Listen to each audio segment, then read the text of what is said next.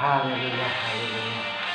Saat ini kita ketemu kembali di Paskah Raya. Puji Tuhan. Shalom saudara semua yang menonton channel saya. Pada hari ini rasa diberkati dengan kemarin Jumat Agung yang bisa saya sharingkan kepada saudara semua.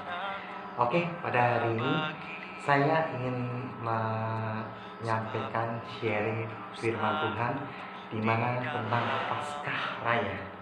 Dan di sini saya membaca satu perikop di mana setiap hari Pentakosta ya. Nah, kita bisa baca dibuka Kisah Para Rasul 2 ayat 1 sampai 11. Nanti saudara bisa baca sendiri. Saya akan mengambil di Kisah Para Rasul 2 ayat 4. Perhatikan. Lalu mereka semua dipenuhi dengan Roh Kudus dan mulailah berbicara dalam bahasa-bahasa lain seperti yang diberikan oleh Roh itu kepada mereka untuk dikatakan. Nah, hari Pentakosta adalah hari raya orang Israel yang dirayakan setahun sekali. Hari raya ini dilaksanakan 7 minggu setelah hari Paskah. Karena itu dikenal juga sebagai hari raya 7 minggu. Kalau kita menghitung dalam hitungan hari, maka 7 minggu sama dengan 49 hari. Pentakosta dalam bahasa Yunani berarti ke-50 sehingga dikenal juga sebagai hari raya 7 minggu. Hari raya ini dirayakan sebagai pengucapan syukur atas hasil panen gandum di satu tempat yang dipilih Tuhan. Orang Israel berkumpul di satu tempat untuk bersukaria setiap hari Pentakosta. Di mana kalau kita melihat perjalanan setelah Yesus mati di hari ketiga dan dia bangkit. Setelah Yesus bangkit dari kematian dan sebelum dia terangkat ke surga, dia berkata kepada murid-murid untuk tidak meninggalkan Yerusalem dan menyuruh mereka tinggal di situ untuk menantikan janji Bapa, yaitu Roh Kudus. Ketika tiba hari Pentakosta, semua orang percaya berkumpul di satu tempat dan turunlah Roh Kudus memenuhi mereka, menerima janji Bapa yang telah Yesus katakan sebelumnya.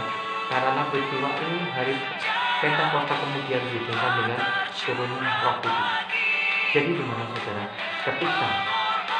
Ketika saudara yang sudah dibaptis dengan baptis selam yang kita ketahui secara alkitabiah baptis selam yang di Yohanes membaptis Yesus, dan setelah kita baptis secara selam dengan air, kita akan menerima baptisan secara Roh Kudus. Nah, itu sendiri adalah Yesus yang akan membaptis kita dengan Roh-Nya. Dan di mana murid-muridnya ketika Yesus terangkat,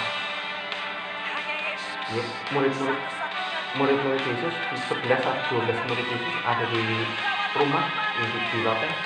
Mereka berbahasa-bahasa dengan bahasa yang baru yang notabene mereka tidak kenal, tetapi orang yang mendengarnya mereka orang Yunani atau kok bisa berbahasa seperti kita, ya kan?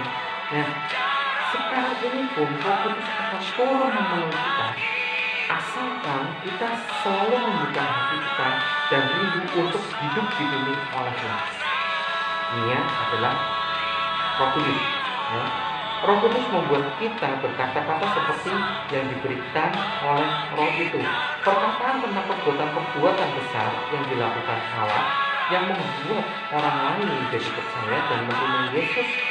Setiap hari kita dapat berkata demikian dan bersukaria. Bagi kita sekarang setiap hari adalah Pentakosta. Jadi saudaraku, berbahasa roh itu tidak bisa kita pelajari.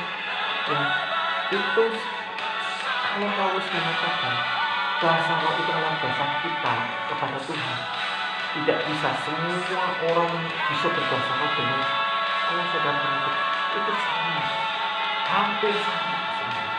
Tetapi kalau dari Roh Kudus itu tertib, tidak ada yang direkayasa. Dan Paulus mengatakan satu orang berbahasa roh, ada satu orang lagi yang bisa mengerti.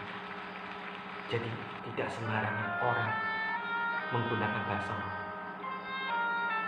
Dan saudara, ketika kita benar-benar mencari Tuhan, mau hidup dalam kebenaran Tuhan, Tuhan akan menolong kita dan Roh Kudus. Dan di mana kita setiap akan melakukan, Roh Kudus akan selalu mengingatkan kita. Dan akhir kata di sini saya akan menyampaikan rancanganmu indah bagiku, sebab ku hidup selalu di dalam. Benar ya?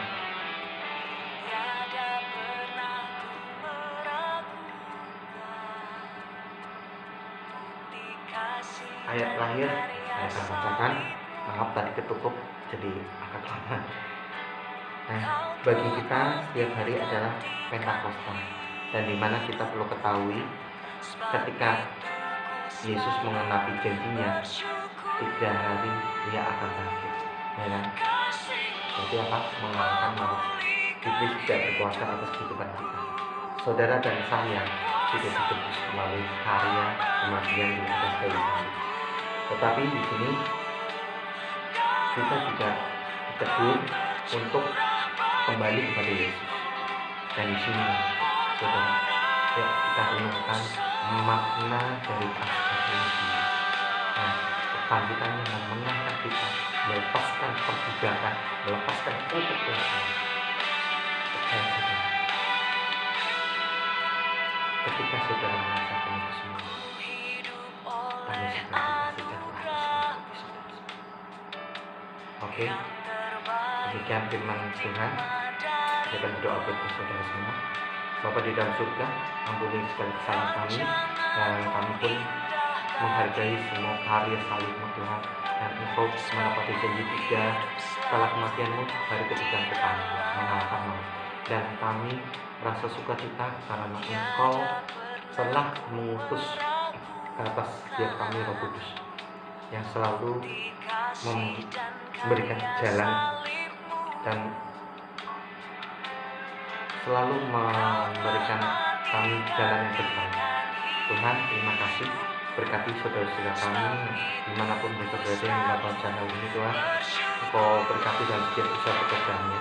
Dan kami percaya melalui channel ini banyak orang yang diberkati, banyak kesembuhan yang juga terjadi di dalam nama Yesus Kristus. Segala sakit penyakit sudah Engkau akhirkan oleh bilur-bilur itu, dan termasuk virus corona dalam nama Yesus. Haleluya. Saudara semua, jangan lupa subscribe serta klik tanda lonceng dan kasih like ya. Kalau sharing firman ini memberkati saudara, jangan dimakan sendiri, Anda bisa sharingkan kepada teman-teman. Oke, Tuhan Yesus memberkati. Shalom.